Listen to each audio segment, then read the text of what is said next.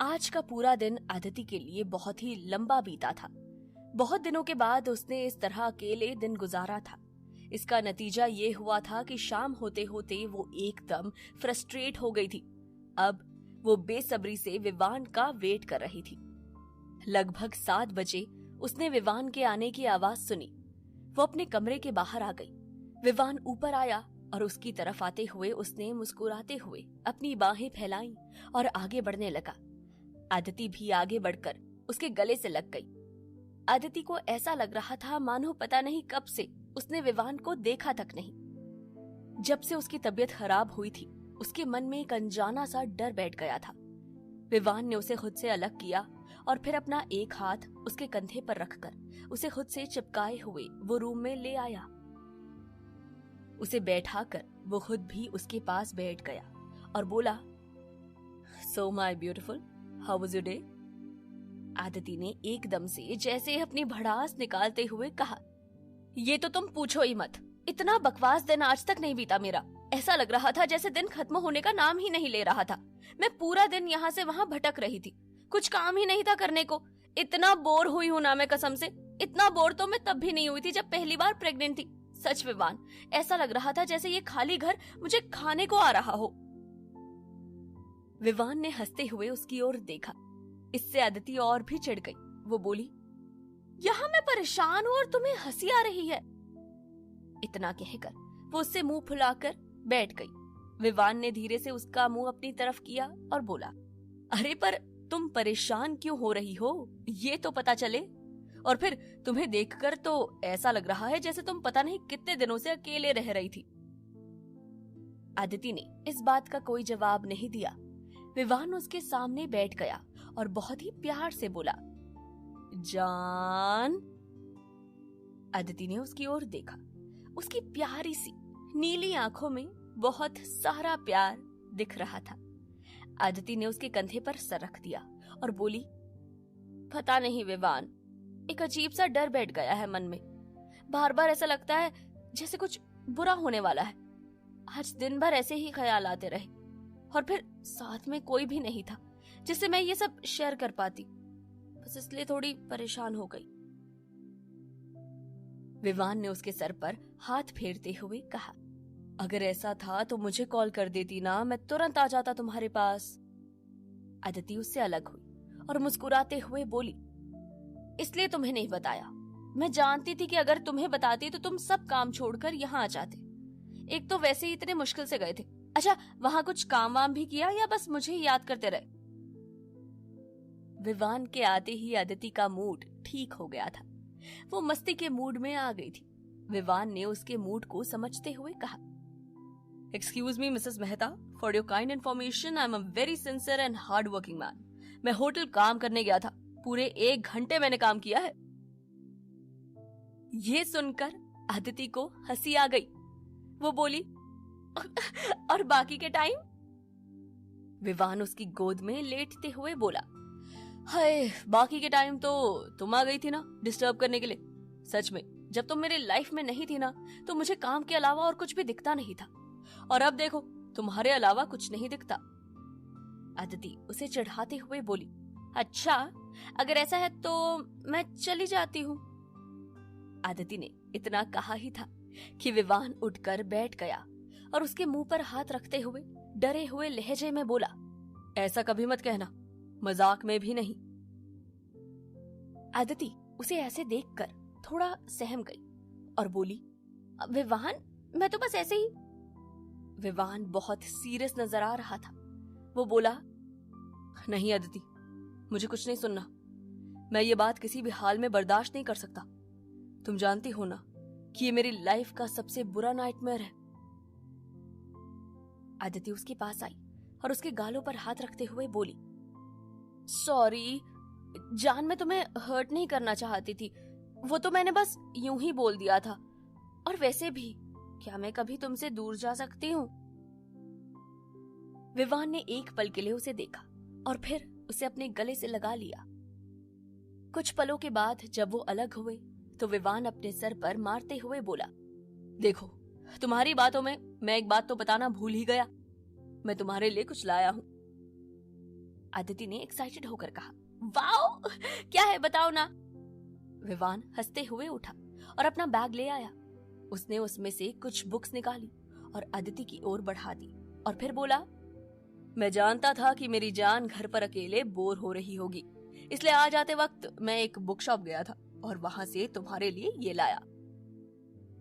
अदिति ने देखा सारी किताबें प्रेगनेंसी और बेबी केयर से रिलेटेड थी। वो ये देखकर बहुत खुश हुई और बोली, अरे वाह विवान, ये तो सच में तुमने बहुत अच्छा किया, थैंक यू सो मच। वो एक एक करके बुक्स देखने लगी और विवान उसे। थोड़ी देर के बाद विवान ने कहा, तुम्हारे लिए एक और गिफ्ट है। इतना कहकर उसने बैग में से एक बड़ी सी बाल गोपाल की फोटो निकाली। ये एक पोस्टर साइज का फोटो था। बाल गोपाल की माखन खाते हुए बहुत ही प्यारी फोटो थी। अदिति ये देखकर और भी खुश हो गई थी, पर उसे हैरानी हुई कि विवान उसके लिए ये लेकर आया। उसे यकीन नहीं हो रहा था। उसने पूछा, विवान सच सच बताओ, तुम्हारी मेरी मम्मी से कोई बात हुई है क्या? विवान अपना मुंह खोले उसकी ओर देखने लगा और फिर बोला, तुम्हें कैसे पता चला? तुमने कहीं मेरे पीछे कोई जासूस तो नहीं लगा रखा है ना? या फिर मेरे फोन का हैक कर लिया तुमने, हाँ, जिससे तुम्हें सब पता चल सके कि मैं किससे बात कर रहा हूँ? अदिति ने चिढ़ते हुए कहा, ओ शट अप विवान, तुम ये जो गिफ्ट लाए हो ना, उसी से मैंने गेस किया। मैं जानती हूँ कि ये तुम्हारा आइडिया तो हो नहीं सकता और तुम्हें ये आइडिया सिर्फ एक इंसान ही दे सकता है और वो है मेरी माँ। विवान बोला, हाँ तो अगर तुम मेरी माँ से बात कर सकती हो तो मैं तुम्हारी माँ से बात नहीं कर सकता? अदिति ने हंसते हुए कहा, ऐसा मैंने कब कहा? अच्छा ये तो बताओ कि क्या बात हुई तुम्हारी मम्मी से? विवान मुस्कुराते हुए एक बार फिर उसके पास आकर बैठ गया और बोला, तुमसे बात करने के बाद मुझे लगा कि शायद मॉम सही बोल रही थी। तुम्हें इस समय किसी बड़े के साथ की जरूरत है, तो मैंने मम्मी को कॉल किया ये जानने के लिए कि क्या वो कुछ दिन हमारे पास आ सकती हैं। अदिति ने पूछा, तो क्या कहा मम्मी ने? विवान ने जवाब दिया, उन्होंने कहा कि वो कोशिश करेंगी आने की, पर पापा के बिजनेस और कुणाल और पिंकी की पढ़ाई के कारण वो ज्यादा टाइम हमारे साथ नहीं रह सकती। अदिति ने सोचते हुए कहा, हाँ मुझे भी उन्होंने यही कहा था। अच्छा और बाकी सब कैसे हैं घर में, उन्होंने बताया कुछ? विवान मुस्कुराता हुआ बोला, हाँ सब ठीक है। फिर बातों बातों में उन्होंने मुझे कहा कि इस हालत में बाल गोपाल जी की फोटो को रोज देखो तो बेबी भी बिल्कुल बाल गोपाल जी की तरह ही होता है, इसलिए मैं तुम्हारे लिए ये ले आया। अदिति ने प्यार से उसके गाल खींचे और बोली, थैंक यू, पर हमारा बेबी वैसे भी बाल गोपाल जी की तरह नटखट और प्यारा होगा क्योंकि उसके पापा जो इतने नटखट और प्यारे हैं। विवान ने हंसते हुए कहा, हाँ ये तो है। फिर वो उठा और उसने अपने फोटो को साइड वाली वॉल पर लगा दिया और फिर से आकर अदिति की गोद में सर रखकर लेट गया। उसकी आंखें बंद थी। अदिति उसके बालों में उंगलियां घुमा रही थी। कुछ देर के बाद उसने थोड़ा हिचकते हुए पूछा, विवान तुमसे एक बात कहूं? विवान ने में जवाब दिया तो अदिति बोली, विवान हम इंदौर चले जाएं तो कैसा रहेगा? विवान ने अपनी आंखें खोली और बोला, ये तुम अचानक इंदौर क्यों जाना चाहती हो?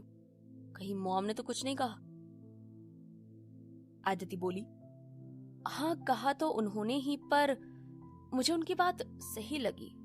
देखो ना, अगर हम वहां चले जाएंगे तो मुझे तुम्हारी फैमिली के साथ रहने का मौका मिलेगा। इस तरह से वो मुझे समझ पाएंगे और मैं उन्हें, और फिर तुम्हें भी मेरी टेंशन नहीं रहेगी। तुम आराम से अपना काम कर पाओगे। और विवान, मॉम ने इतने प्यार से हमें आने के लिए कहा कि अगर हम नहीं जाएंगे तो कहीं उन्हें ऐसा ना लगे कि हम अभी भी उनसे अलग ही रहना चाहते हैं। विवान उसकी बात सुनकर उठकर बैठ गया और कुछ सोचने लगा।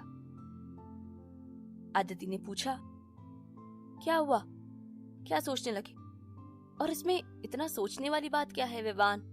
देखो तुम काफी समय से यहाँ हो तो तुम्हारा भी तो वहां का काम पेंडिंग होगा ना, और सबसे बड़ी बात, हम अपनी फैमिली के साथ रहेंगे। विवान ने अपने बालों में हाथ घुमाते हुए कहा, पता नहीं यार, मुझे ये कुछ ठीक नहीं लग रहा है। अदिति बोली, इसमें क्या ठीक नहीं है विवान? विवान ने उसकी ओर देखा और फिर कुछ सोचते हुए बोला, तुम सच में वहां जाना चाहती हो? अदिति ने हाँ में सिर हिला दिया। विवान ने उसे मुस्कुरा कर कहा, ठीक है, मुझे एक हफ्ते का टाइम दो, मैं यहाँ के काम मैनेज कर लूं ताकि बाद में स्टाफ बाकी सब संभाल ले, फिर हम चलते हैं। अदिति ये सुनकर खुश हो गई और बोली, वाह, thank you Vivaan, I love you so much. वहां अदिति और विवान इंदौर आने का प्लान बना रहे थे और इंदौर में मेहता मैंशन में रमाशंकर जी और वसुधा जी उन्हीं के बारे में बात कर रहे थे। वसुधा जी ने रमाशंकर जी को अदिति और उनकी डिस्कशन के बारे में बता दिया था। इस समय वसुधा जी बहुत गुस्से में थी। वो बोली, वो कल की लड़की मुझे इतना कुछ सुना रही थी और इतनी हिम्मत उसमें उस विवान की वजह से आई है। उसे पता नहीं है वो किससे बात कर रही थी। इतने सालों में कभी सोनिया की हिम्मत नहीं हुई मुझसे इस तरह से बात करने की, और ये 2 ही दिन में इसकी चोंच खुल गई। मैं आपको बता नहीं सकती कि मैंने किस तरह से अपने गुस्से को कंट्रोल किया था। रमाशंकर जी बहुत ही सीरियस पोज में अपने हाथों को पीछे किए अपनी आर्म चेयर के पीछे खड़े वसुधा जी की बातों को सुन रहे थे। उनकी बात खत्म होने के बाद वो बोले, अभी हमें हमारे गुस्से को कंट्रोल करना ही होगा वसुधा। ये वक्त उन दोनों से उलझने का नहीं है। अगर हमने अभी अपना आपा खो दिया तो बहुत बड़ा नुकसान हो सकता है, ऐसा नुकसान जिसकी भरपाई हम सारी जिंदगी नहीं कर पाएंगे। एक बार फिर से रमाशंकर जी ने कुछ अजीब सा कह दिया था जो वसुधा जी की समझ में नहीं आया था। वो उनके पास आकर बोली, ये आप क्या कह रहे हैं? मेरी तो कुछ भी समझ में नहीं आ रहा है। किस नुकसान की बात कर रहे हैं आप? उन दोनों से भला हमें क्या नुकसान हो सकता है? आपने तो कहा था कि हम ये सब अपने बच्चों अयान और दीपिका की नजरों में अच्छा बनने के लिए कर रहे हैं, पर अब आप कुछ और ही बोल रहे हैं। बताइए ना मुझे, आखिर सही बात क्या है? रमाशंकर जी ने उसी गंभीर अंदाज में वसुधा जी की ओर देखा और बोले, तुम जानती हो वसुधा, तुम में यही कमजोरी है, तुम इतनी जल्दी हाइपर हो जाती हो। खैर, अभी के लिए तो सिर्फ इतना जान लो कि हमें विवान और अदिति के साथ जितना हो सके उतना अच्छे से पेश आना है। बाकी की बातें मैं सही समय आने पर बताऊंगा। वसुधा जी ने बोलने की कोशिश करते हुए कहा, पर रमाशंकर जी उन्हें रोकते हुए बोले, बस तुम ये बताओ कि तुमने अदिति को यहां आने के लिए रेडी किया या नहीं? वसुधा जी ने इस अंदाज में जवाब दिया जैसे कोई कड़वी सी चीज खाली हो। वो बोली, हाँ, मैंने कहा तो है। उसने भी कहा है कि वो विवान से बात करेगी। रमाशंकर जी ने धीरे से कहा और फिर से अपनी सोच में डूब गए। विवान भी अपने कमरे में लेटा हुआ यही सोच रहा था। अदिति डिनर करके उसकी बगल में सो रही थी। विवान ने एक बार उसकी ओर देखा और फिर से सोचने लगा, ये सब हो क्या रहा है? मॉम डैड में इतनी जल्दी इतना बड़ा बदलाव? मुझे पता नहीं, कुछ ठीक नहीं लग रहा है। हमें वहां जाना चाहिए या नहीं?